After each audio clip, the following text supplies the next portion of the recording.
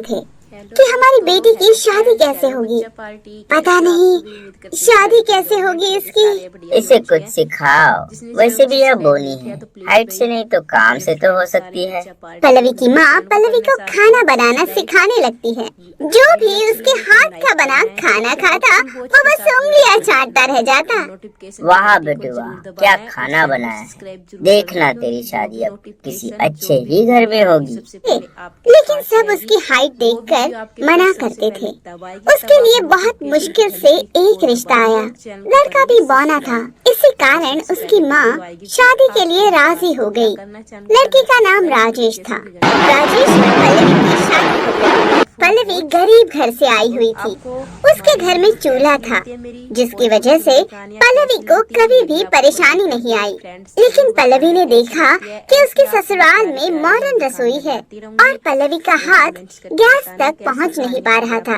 पल्लवी की ननद रेखा उसका मजाक उड़ाने लगी क्योंकि पल्लवी बौनी थी और इस घर। हेलो दोस्तों, हेलो फ्रेंड्स, हेलो बच्चा पार्टी, कैसे हो आप सभी। उम्मीद करती हूँ सारे बढ़िया होंगे। चलो भाई सारे बढ़िया ही होनी चाहिए। जिसने चैनल को सब्सक्राइब नहीं किया तो प्लीज़ भाई मेरे फ्रेंड्स सारे बच्चा पार्टी जितने भी चैनल को करने सारों को सब्सक्राइब। मुझे बस एक चेयर चाहिए। पल्लवी की सास बाहर जाती है और एक चेयर उठाकर पल्लवी को दे देती है।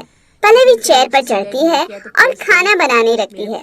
पल्लवी की ननद उसका मजाक उड़ाती रहती थी, लेकिन भी उसका मजाक उड़ाया करते थे। शाम हो जाती है और राजेश कमरे में बैठा होता है। तभी पल्लवी भी कमरे में आ जाती है। सुनो पल्लवी, मुझे पता है यही लोग हमारी हाइट को लेकर मजाक उड़ाते हुए आए हैं।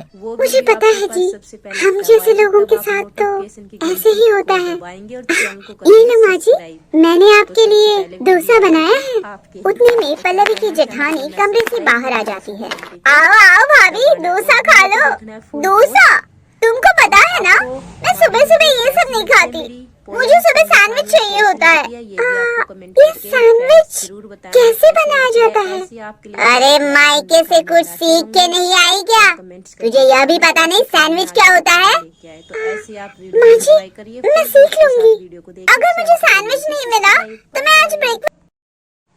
हेलो दोस्तों, हेलो फ्रेंड्स, हेलो बच्चा पार्टी, कैसे हो आप सभी। उम्मीद करती हूँ सारे बढ़िया होंगे। चलो भाई सारे बढ़िया ही होनी चाहिए। जिसने चैनल को सब्सक्राइब नहीं किया तो प्लीज भाई। सास अपनी बड़ी बहू को बहुत पसंद करती थी। उसका बड़ा बेटा भी अच्छी खासी सरकारी नौकरी कर रहा था और छोटे बेटे को तो काम ही नहीं मिलता था। अरे पता नहीं मैंने ऐसा कौन सा पाप किया था कि मुझे यह बौना बेटा मिला और उसकी वजह से बौनी बहू भी लानी पड़ी। इतना बोलकर जैसे ही पल्लवी की सास एक निवाला अपने मुंह में रखती है, अरे वाह, ये तो बहुत टेस्टी है। एक बार खाकर तो देख, अपने सैंडविच को भूल जाएगी। हाँ भाभी, खाकर तो देखो, बहुत टेस्टी है। पल्लवी की जेठानी भी एक कोड़ा खाती है और उसे बहुत पसंद आती है। ए पल्लवी, सैंडविच मत बनाओ, मैं इसी को खा रही हूँ। लगे थे सभी अपने अपने कमरे में आराम करते और अकेले अब पल्लवी घर का सारा काम करती थी और खाना भी बनाती थी। लेकिन पल्लवी ने कभी भी किसी को उल्टा जवाब नहीं दिया। वो चुपचाप अपना सारा काम करती थी। एक दिन कावेरी का बड़ा बेटा बोला, माँ, मुझे नौकरी से निकाल दिया गया है। मैं बिजनेस करना चाहता हूँ। मुझे जमीन जायदाद का मेरा हिस्सा दे दीजिए। राजेश के बड़े भाई के मन में पाप था। ऑफिस से सामान चोरी कर कर बाहर बेच दिया करता था, जिसकी वजह से उसको नौकरी से निकाल दिया गया था और अब उसने जमीन जायदाद सब कुछ अपने नाम कर लिया था। जैसे ही ये बात राजेश को पता चली, राजेश अपने भाई से बोला, भैया आपने ये बहुत गलत किया है। आपने मेरा हिस्सा भी अपने नाम कर लिया। आप मेरा हिस्सा मुझे दे दीजिए, मुझे इसकी बहुत जरूरत है। अच्छा, तू जुबान लड़ाएगा? मुझे पता है आज तू जो बोल रहा है ना, तेरी बीवी ही सिखा रही है तुझे। हमारे पास ना तो घर है, ना पैसे है, ना खाने के लिए कुछ। ऐसे तो हम दोनों रोड पे ही मर जाएंगे। नहीं नहीं, आप ऐसा क्यों सोच रहे हैं? आपने ही तो कहा था ना कि मेरे हाथ में जादू है, तो अब मैं खाना बनाऊंगी। लेकिन हमारे पास तो बिल्कुल भी पैसे नहीं है। चिंता मत कीजिए, मेरे माता पिता ने शादी में हेलो दोस्तों, हेलो फ्रेंड्स, हेलो बच्चा पार्टी, कैसे हो आप सभी। उम्मीद करती हूँ सारे बढ़िया होंगे। चलो भाई, सारे बढ़िया ही होने चाहिए।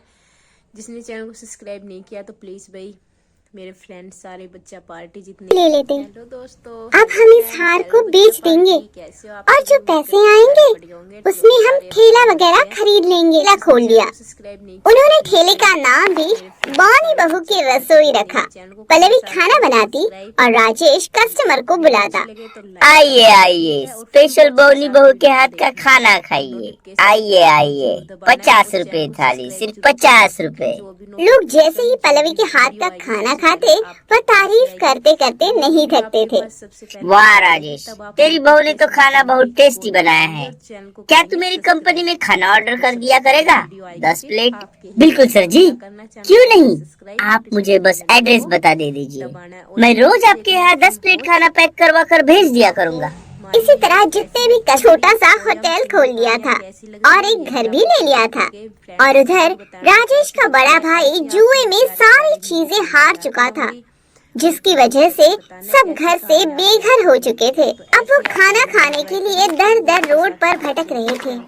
तभी उनको पल्लवी का होटल दिखाई देता है और सभी जल्दी से पल्लवी के होटल के सामने आ जाते हैं और पल्लवी से कहते हैं, बहू हमको कुछ खाने को मिलेगा। पल्लवी जैसे ही अपनी सास, जेठानी और ननद को देखती है वह देखकर हैरान हो जाती है और उन्हें अंदर बिठा लेती है। आराम से सब खाना खिलाती है और पूछती है कि क्या हुआ माँ जी, आप सब रोड पर ऐसे क्यों घूम रहे हैं। पल्लवी की सास उसे सब कुछ बता देती है। अरे बहू, राजेश का बड़ा भाई जुए में सब कुछ हार गया, जिसकी वजह से हम रोड पे आ गए हैं। बहू हमें माफ कर दे बहू, हमने तेरे साथ बहुत बुरा किया, लेकिन आज तूने इतने प्यार से बैठाकर फिर भी हमें खाना खिलाया। अरे माँ जी, आप ये कैसी बातें कर रही हैं? हम सब तो एक ही परिवार का हिस्सा हैं। खुशी खुशी मिलजुल कर रह भी रहे हैं। वीडियो अच्छी लगे तो लाइक करना।